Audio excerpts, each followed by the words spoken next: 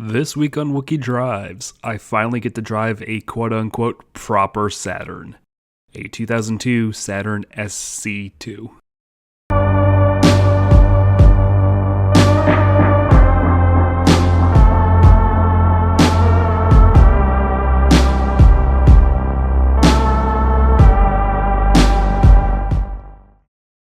Saturn is a brand close to my heart. A shining beacon in GM's lineup of the 90s where it was allowed to develop independently of an increasingly platform-shared GM lineup, before it ultimately became another platform-shared dumping ground in the mid and late aughts. But before all that, there was the car that put Saturn on the map, the S-Series. A car meant to take on those pesky imports that saw cheap car buyers see that small cars didn't have to be miserable experiences. Friends of mine in high school drove these cars as their first cars. At the very start of the channel, I was driving a base model 5-speed Ion, and I briefly had a postal wagon for mail duty, both of which have appeared on this channel. But I'm proud to say I'm finally covering the S-Series in its proper with this 2002 SC2. Long story short, Saturn was GM's first proper attempt at producing a modern compact sedan that could competitively compete against Japanese imports. Earlier attempts, such as the Cavalier and Citation, were not nearly as good, to put it best. But GM spent an enormous amount of cash to develop what it would tout as a new type of car company. Initially intended to be sold under one of GM's existing brands, by 1985, Saturn was split into its own company. Saturn was allowed to develop their own chassis platform, their own engine, their own dealer network, and their own factory in Spring Hill, Tennessee. Their dealers even touted a no-haggle policy on pricing, which was unheard of at the time, but commonplace now with used car superstores such as Carvana.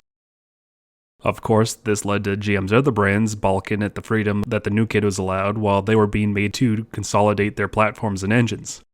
And over time, Saturn would essentially become home of GM's European models sold in America, on top of rebadges of other American GM models such as the Outlook and the Relay. But the original Saturn S-Series was a bright spot in a GM lineup that was seemingly getting left behind in the world. This was a car that was forward-thinking for the time, with its overhead cam engines and composite body panels. Compare this to GM's other compact offerings at the time, the J-body Cavaliers and N-body Grand Ams. This was something truly with its eyes towards the future. Saturn was truly ahead of the curve at the time, and it would become a crying shame of what that brand would decay into at the time of its death.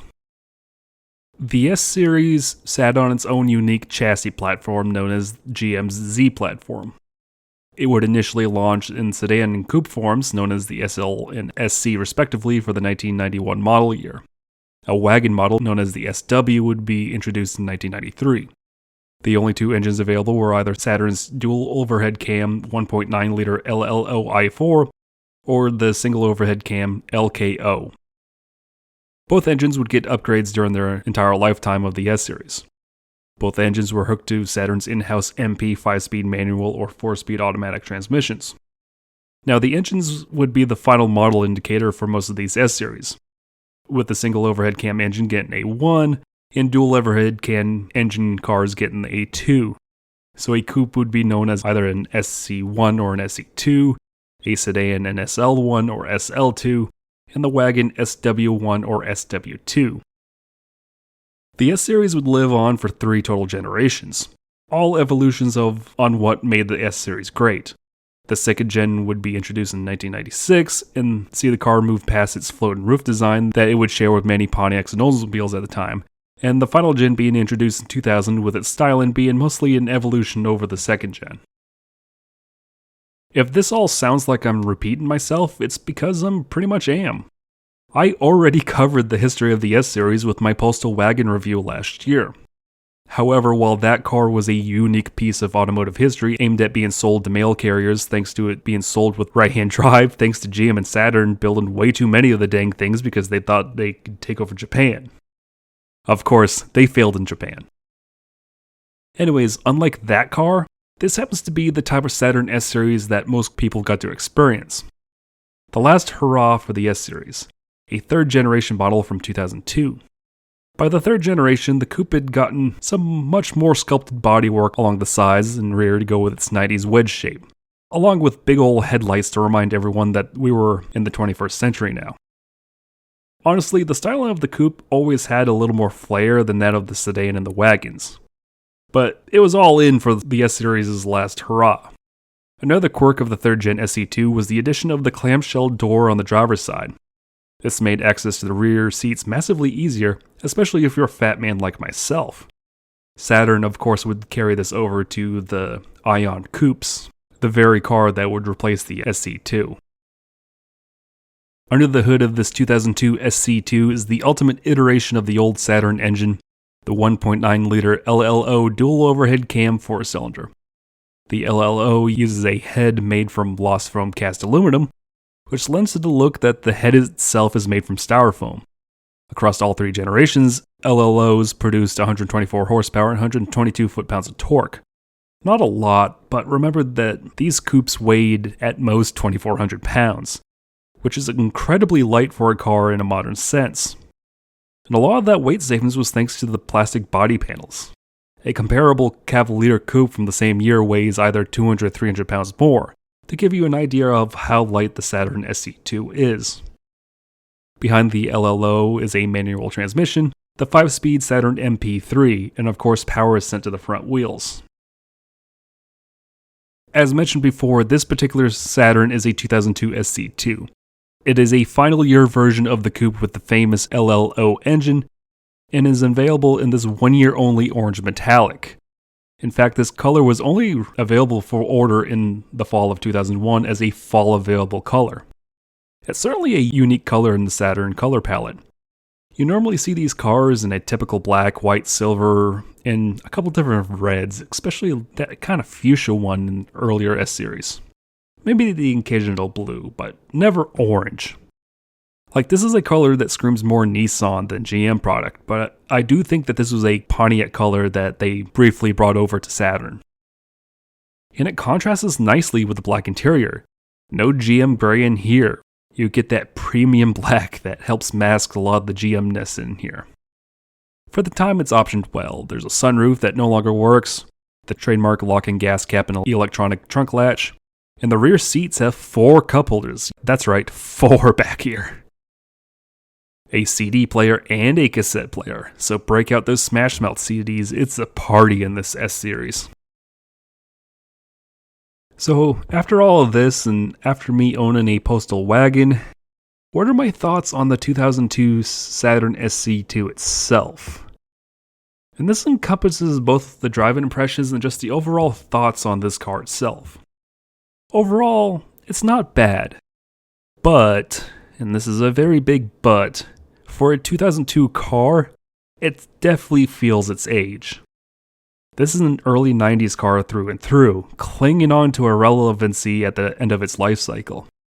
What made the S-Series so great upon launch is now just another cheap small car when this was sold. Saturn did their best to keep it updated throughout its life cycle, but you can feel its age at this point. While it did drive better than contemporary Cavaliers and Grand Ams at the time, by this point the steer and shifting just feels sluggish. The imports that it was once fighting have once again left it in the dust, and that meant Saturn had to completely reinvent its compact offering for the 2003 model year with the Ion.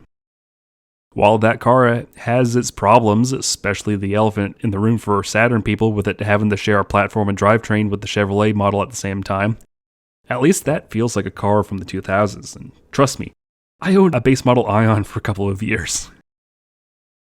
The S-Series is still light and somewhat swift on its feet, but the LLO dual overhead cam just doesn't feel as quick in a modern sense. I know, I've been spoiled by 20 years of driving newer cars, but this is coming from someone who's delivered mail on a postal wagon with a single overhead cam engine. You want to know what's slow? That's an engine that really feels slow, especially when one is trying to accelerate from mailbox to mailbox on a busy state highway. Kind of like an LLV in that sense. And unfortunately, the 5-speed manual just feels slushy, and especially when you put it into context of 2002 when this thing was competing against Hondas, Mitsubishis, and Nissans that were shifting circles around this.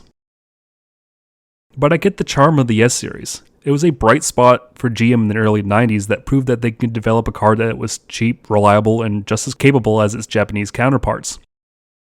Unfortunately, it just seemed that GM had just provided Saturn the funds for just the initial startup development and launch, not necessarily the long-term development to keep the S-Series relevant against the increasingly cutthroat competition.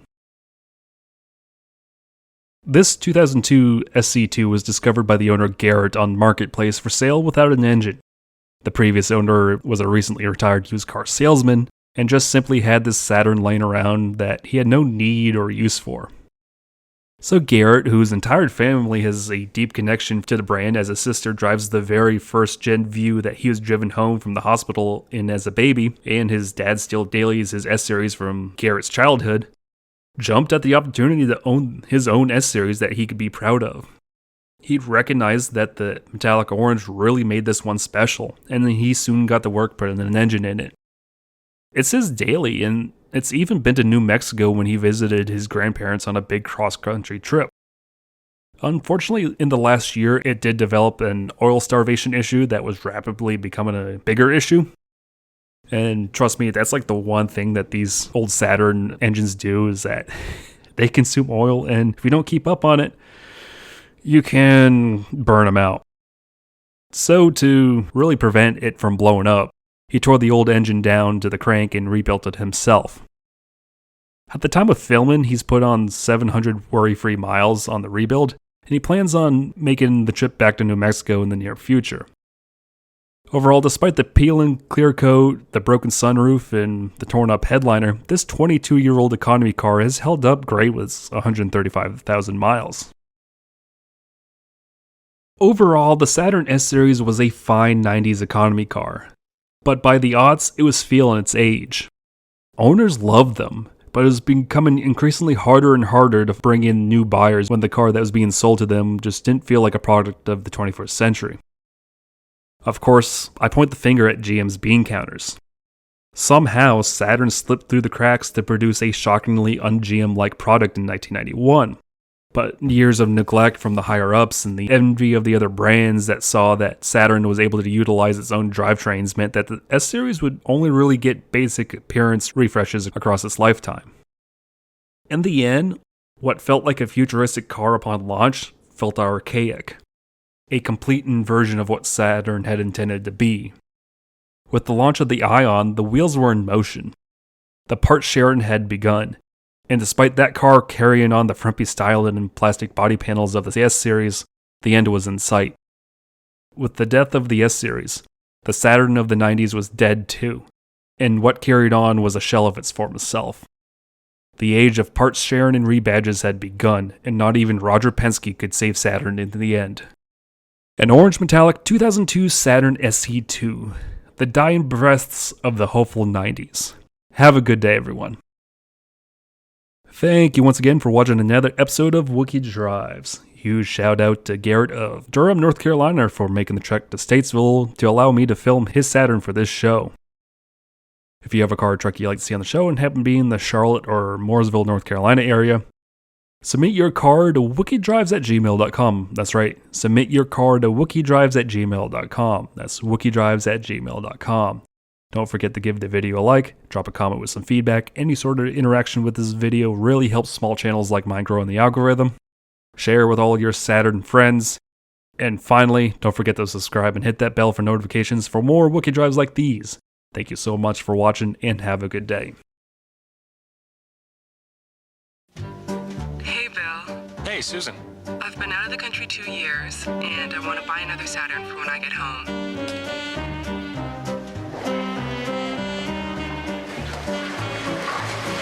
Bill, what are you doing here? I came to bring you a new Saturn. Really? Yeah. Can I take your bag for it? Sure. This way.